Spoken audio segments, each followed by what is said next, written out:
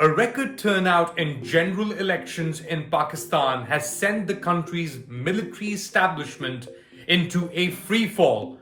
Polls closed at 5 p.m. on the 8th of February, and as counting was underway, results were coming in, being reported from polling stations to television channels and returning officers, these conduits which were tabulating all the results, suddenly, with independents aligned with Imran Khan, the former Pakistan Prime Minister and former Pakistan cricket captain turned politician, the people and the candidates that he was backing as independents were in the lead.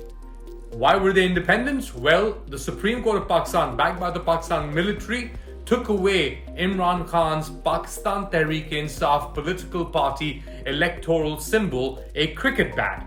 That meant that his hopefuls or candidates that were supporting his political group couldn't stand as a unified political organization. So it was an attempt at pre-poll rigging. Not only that, on election day, the 8th of February, cellular networks and mobile services were shut down across the country.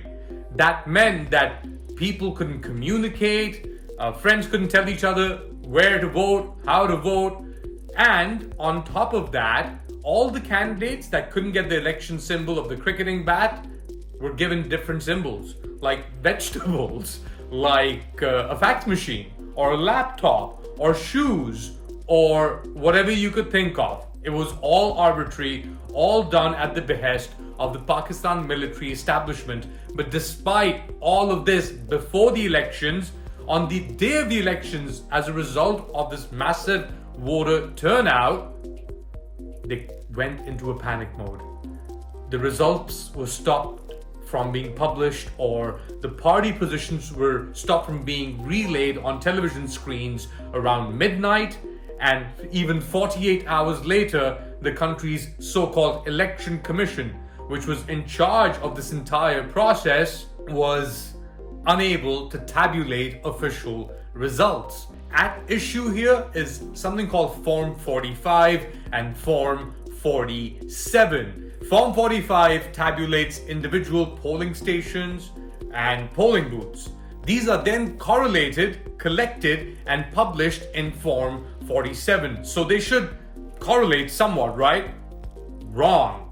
People who had won, independents aligned with Imran Khan who had won on these Form 45s, lost on the Form 47s. So there was blatant rigging.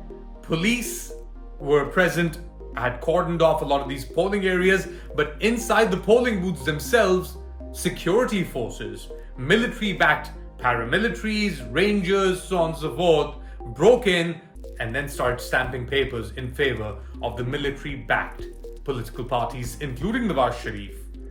But it was a poisoned chalice for Nawaz Sharif and his PMLN. He was so shocked that he didn't give a planned victory speech the night of the elections because the results stopped coming in.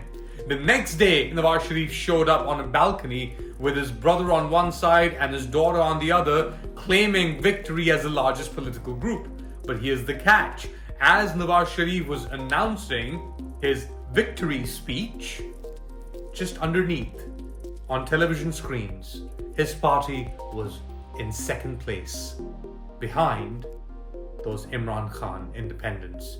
And even after all this time, major uncertainty as to the whole democratic setup in Pakistan. Nobody knows what's going on. Reports suggest there's panic in the military circles. The establishment led by General Asim Munir, the chief of army staff, the alleged planner, the alleged architect of all this process, the sham elections in the end, the fact that he couldn't carry it on or carry it forward smoothly, and there were so many glitches in the entire process, means that the strategy is cornered and Imran Khan has emerged as an even bigger force for the military to reckon with.